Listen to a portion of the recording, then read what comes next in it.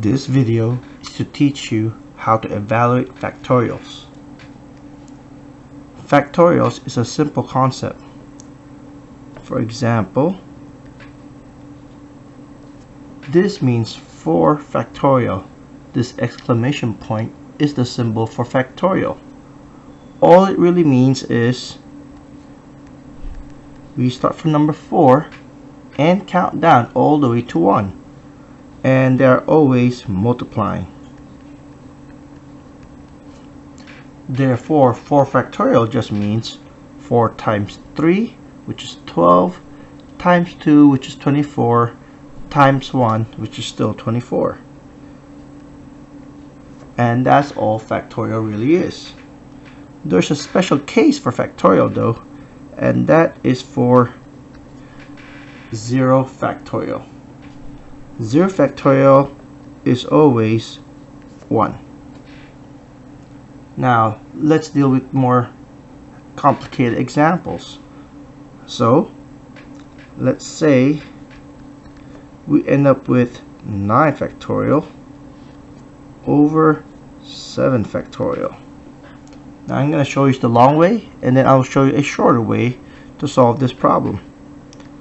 So 9 factorial is technically 9 times 8 times 7 times 6 times 5 times 4 times 3 times 2 and times 1.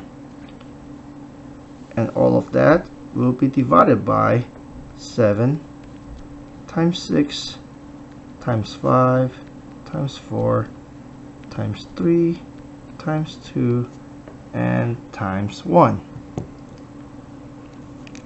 Now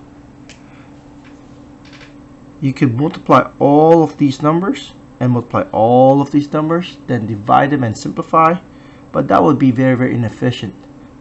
We can solve this without a calculator by saying 7 divided by 7 reduces to 1, the 6 reduces to 1, the 5 reduces to 1, the 4 divided by 4 reduces to 1, and the rest of these also reduce to 1. So all we are really dealing with is 9 times 8, because all these times 1 really does not do anything. So 9 times 8 divided by 1 is really just 72. Now that's the first way. Let me show you a simpler way of writing this, because we are lazy and this is very inefficient. So we'll take the same problem, but I'm going to write it so that it takes less work for us. Now between these two, 9 is the bigger number. So as an example, I'm going to take 9 and start counting down.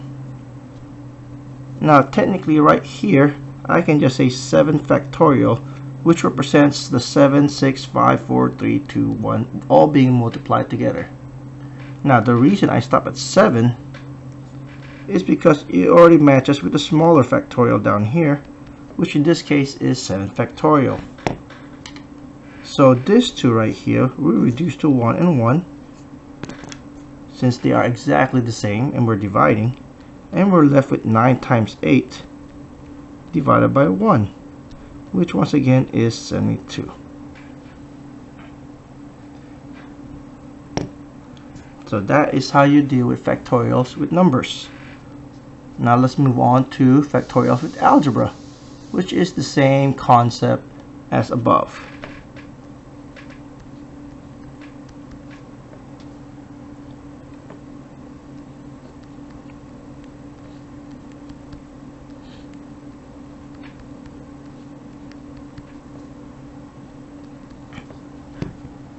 Alright, now we have n plus 3 factorial divided by n plus 1 factorial.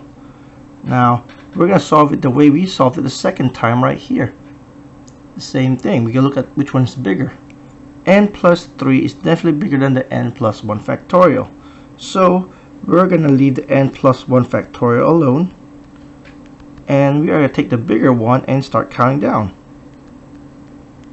N plus 3 becomes n plus 2, becomes n plus 1, And we're going to stop there and put a factorial symbol once more.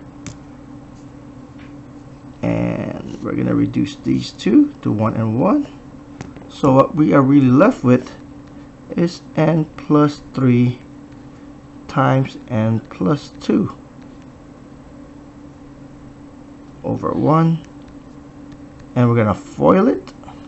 And we're going to end up with n squared plus 2n plus 3n plus 6, which simplifies to n squared plus 5n plus 6. Now we can also have questions like this.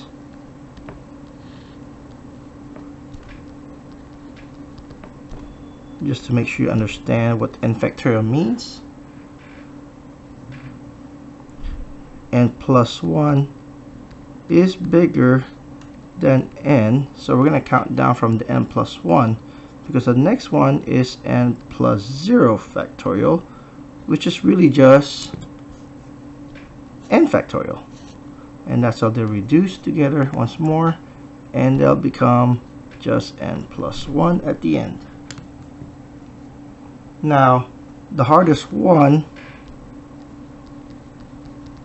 is the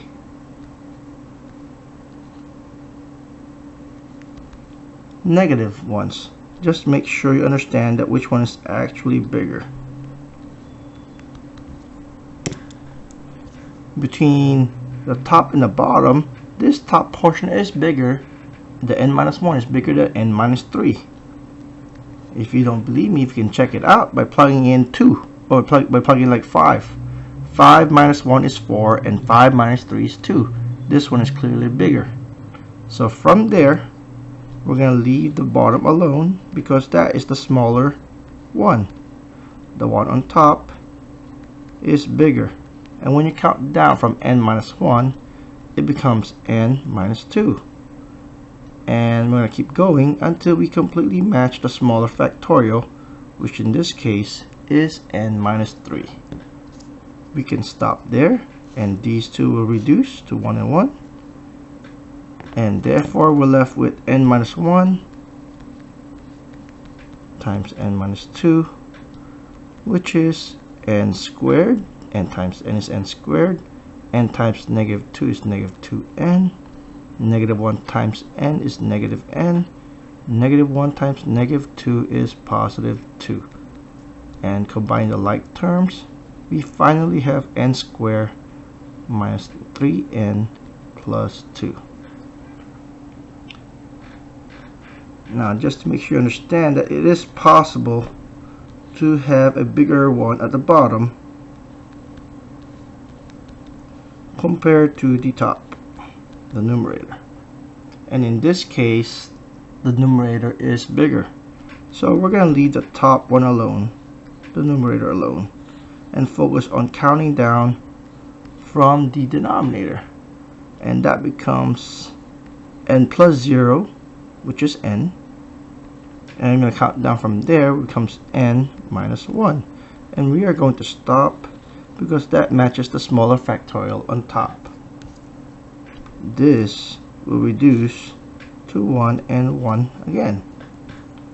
And we are left with 1 over n plus 1 times n.